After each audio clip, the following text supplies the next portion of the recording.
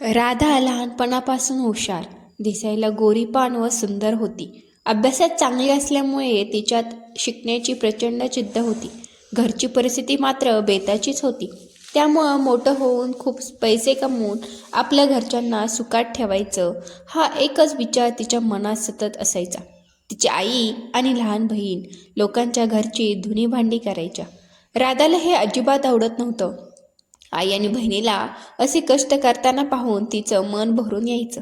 पण शिक्षणासाठी ती बाहेरगावी राहत असल्यामुळे काहीच करू शकत नव्हती. तिची आई दर महिन्याला कसेबसे पैसे जमवून तिला पाठवायची. ग्रॅज्युएशन पूर्ण झाल्यानंतर राधा सतत विचार करत होती की आता घरच्यांना आर्थिक मदत कशी करता येईल. एक दिवस कॉलेजच्या नोटीस बोर्डवर तिची नजर एका कागदावर गेली. त्यावर लिहिलं होतं, hurry up, change your dreams. पहिल्यांदा तिने तो कागद दुर्लक्ष केला, पण थोडं वेळ पुढे गेल्यावर तिची नजर शेवटच्या ओळीवर पडली. निवड झालेल्या कलाकारांना आकर्षण मानधन दिले जाईल. हे वाचताच तिच्या मनात विचारचक्र सुरू झालं. एकदा प्रयत्न करून पाहायला काय हरकत आहे असं तिला वाटलं. दुसऱ्या दिवशी सकाळी हॉलमध्ये सगळ्या मुली मेकअप करून जमल्या होत्या. एका मागोमाग एक जणी पुढे जाऊन आपली ओळख आणि अभिनय सादर करत होत्या.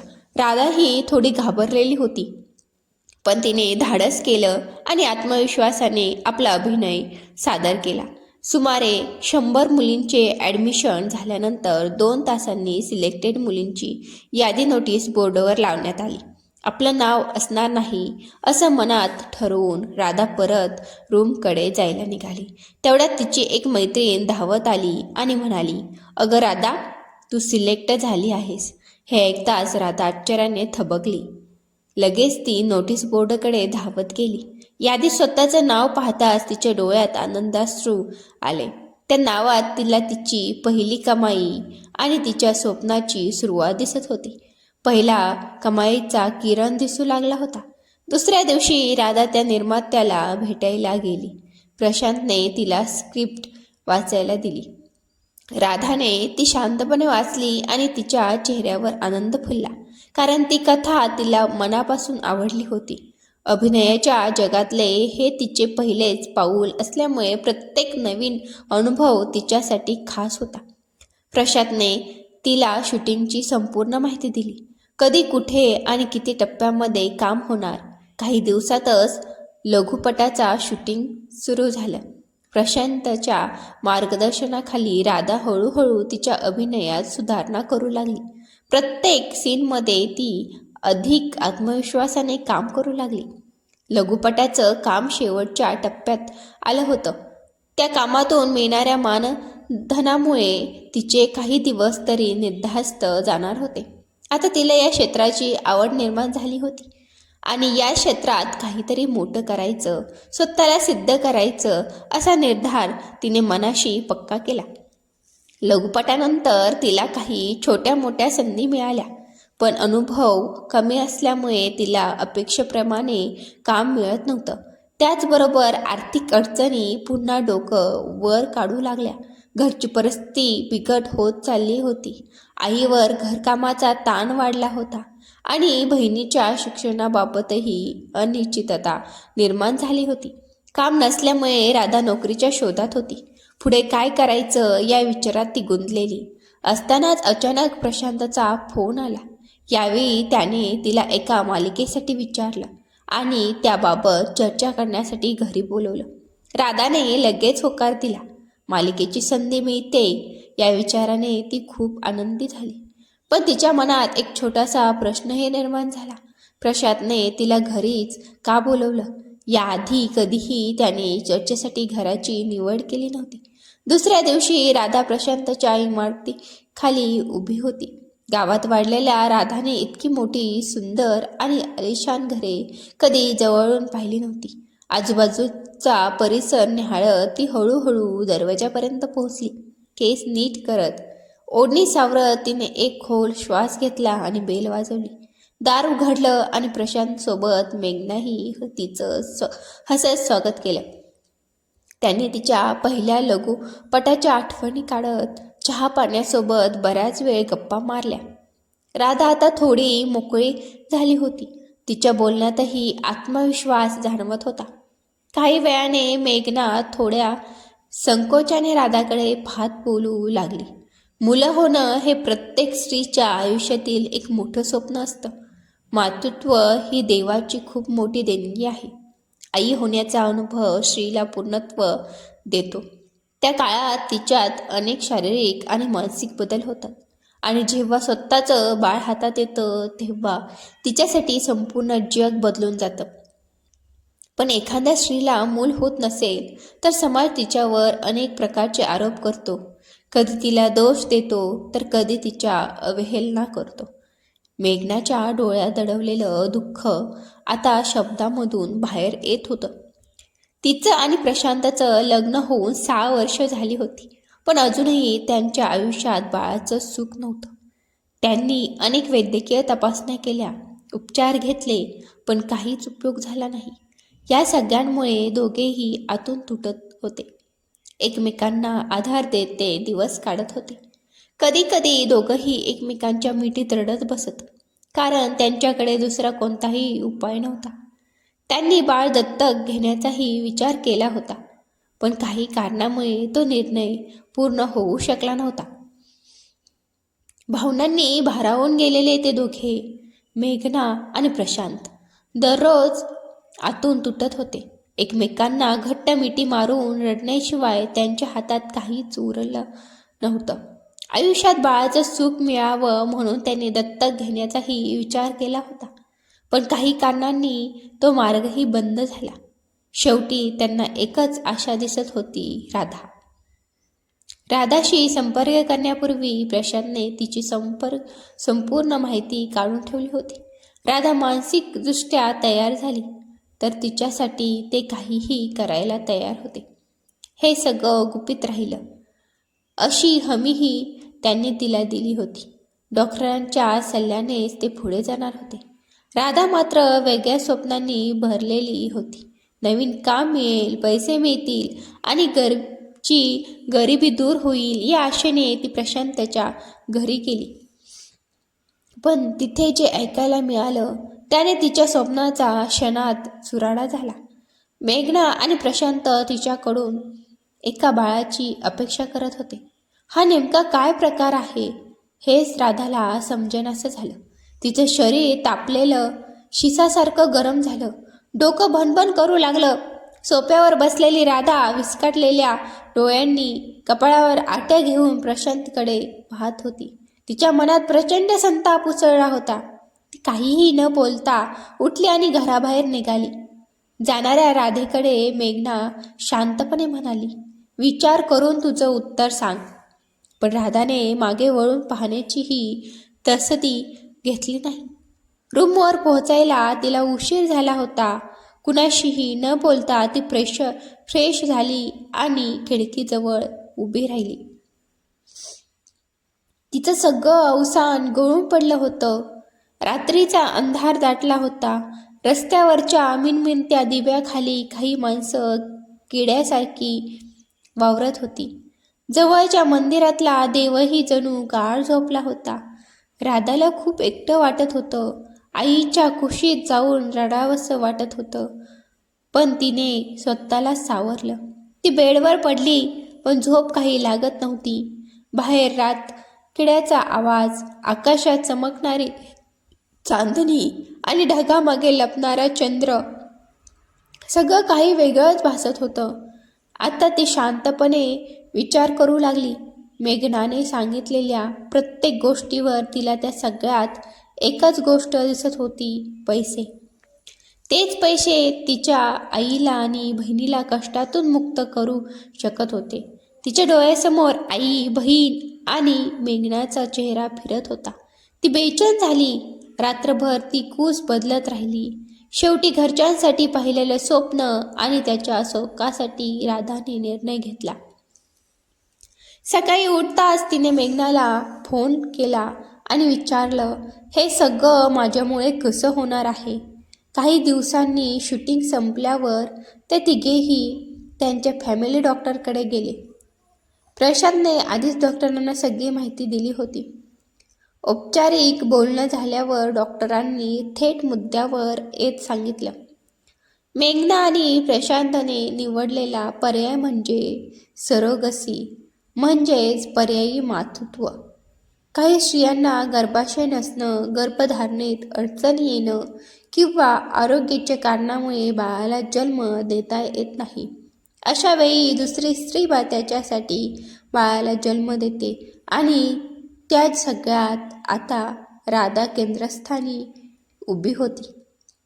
राधाला डॉक्टरांनी सांगितलेली प्रत्येक गोष्ट हळूहळू समजू लागली होती.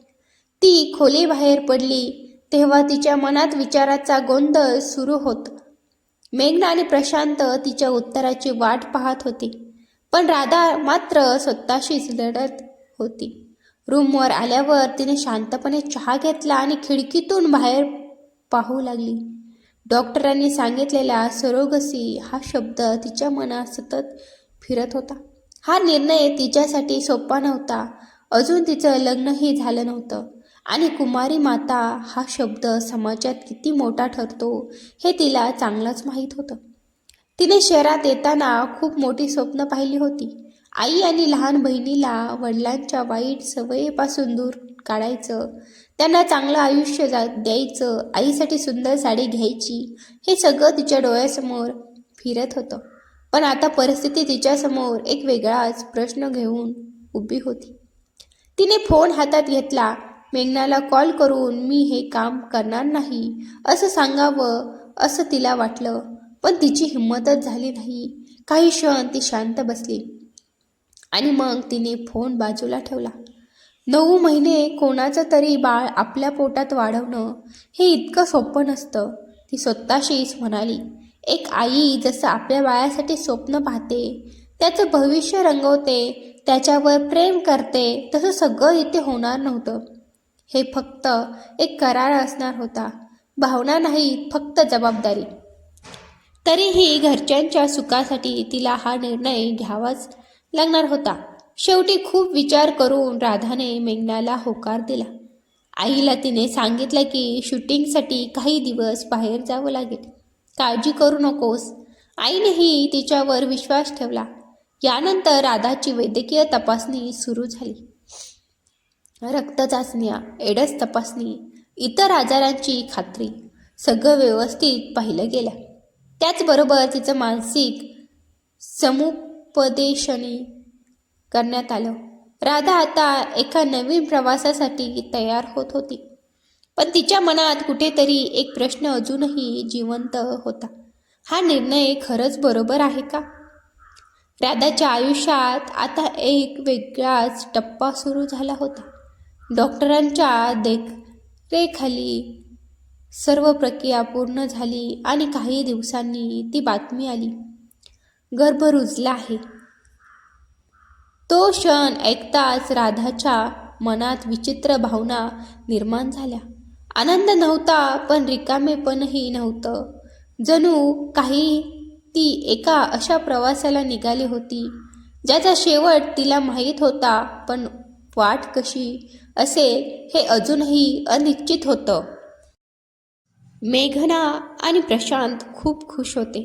ते राधाची काळजी घेत होते, तिची तब्येत विचारत होते, औषध वेळेवर घेतली जात आहेत का ते पाहत होते. पण तरीही त्यांच्या आणि राधाच्या मध्ये एक अदृश्य भिंत होती, नातं होतं, पण ते पूर्णपणे आपुलकीचं नव्हतं. महिने पुढे सरकत गेले. राधाच्या शरीरात बदल दिसू लागले. पोट हळूहळू वाढत होतं. एक दिवस ती आरशासमोर उभी राहिली आणि स्वतःकडे पाहत राहिली. अचानक तिच्या डोळ्यात पाणी आलं. हे बाळ माझं नाही, ती हलक्या आवाजात म्हणाली. त्या रात्री ती झोपू शकली नाही. एका दिवशी बाळाची पहिली हालचाल तिला जाणवली. तिचं हृदय जोरात धडधडू लागलं. तिने पटकन हात पोटावर ठेवला आणि त्या छोट्याशा हालचालीने तिच्या मनात काहीतरी बदललं. त्या दिवसानंतर राधा थोडी वेगळी झाली. ती त्या बाळाशी बोलू लागली, त्याच्यासाठी गाणी गुणगुणू लागली. नकळत तिचं मन त्या बाळाशी जोडू लागलं. पण दुसऱ्या दिवशी बाजूला समाजाचे प्रश्न तिच्या मागे लागले होते. शेजाऱ्याच्या नजरा बदलल्या होत्या. कुजबूज सुरू झाली होती.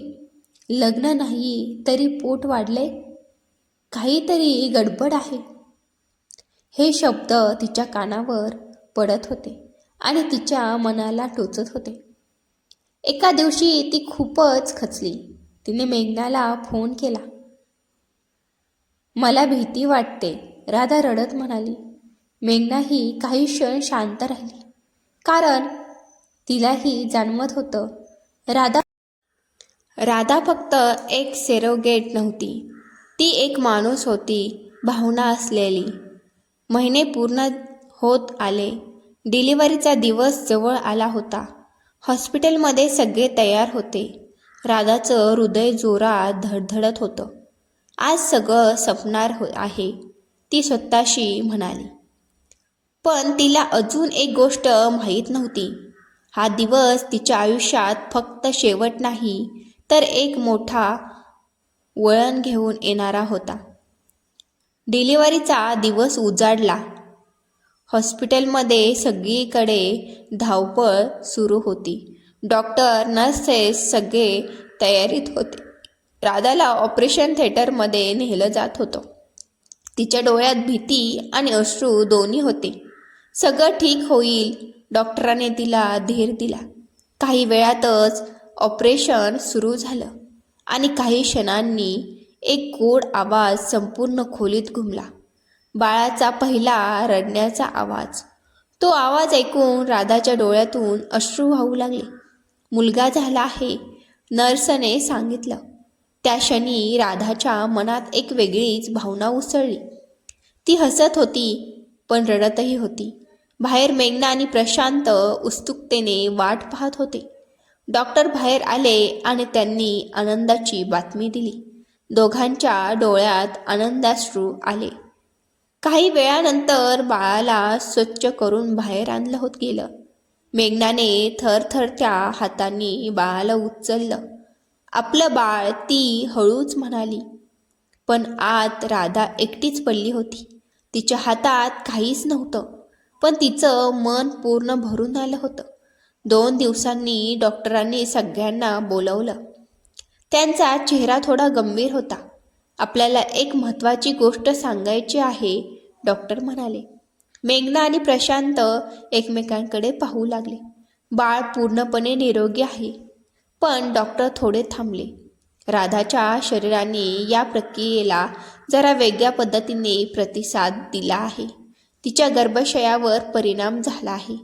भविष्यात तिला स्वतःचं बाळ होण्याची शक्यता खूप कमी आहे. हे ऐकताच राधाच्या पायाखालची जमीन सरकली. ती शांत बसली, पण तिच्या डोळ्यातून अश्रू वाहत होते. मी कधीच आई होऊ शकणार नाही, तिने थरथरत्या आवाजात विचारलं. डॉक्टरांनी काही उत्तर दिलं नाही, पण त्याच्या शांततेतच उत्तर होतं. त्या रात्री मेघना आणि प्रशांत खूप विचारात पडले होते. आपण खूप मोठं घेतलं तिच्याकडून, मेघना हळूच म्हणाली. प्रशांतही शांत होता. त्यांना जाणवत होतं, त्यांनी फक्त बाळ घेतलं नाही, तर राधाचं आयुष्य बदलून टाकलं आहे. दुसऱ्या दिवशी ते दोघं राधाकडे गेले. राधा खिडकीतून बाहेर पाहत बसली होती, अगदी पहिल्या दिवसासारखी. मेघनाने तिच्या जवळ बसून तिचा हात हातात घेतला. राधा, आम्ही एक निर्णय घेतलाय. राधाने हळूच तिच्याकडे पाहिलं. हे बाळ फक्त आमचंच नाही. क्षणभर शांतता पसरली. तू ही त्याची आई आहेस. राधाच्या डोळ्यात आश्चर्य आणि अश्रू दोन्ही होते. आम्हाला हवं आहे तू आमच्या आयुष्यात राहावास, या बाळाच्या आयुष्यातही. त्या क्षणी राधाच्या आयुष्यात एक नवीन अध्याय सुरू झाला. तिने बाळाला हातात घेतलं आणि पहिल्यांदाच मनापासून हसली. कदाचित ती आई या नावाने नाही, पण त्या बाळासाठी तिचं स्थान कायम खास राहणार होतं.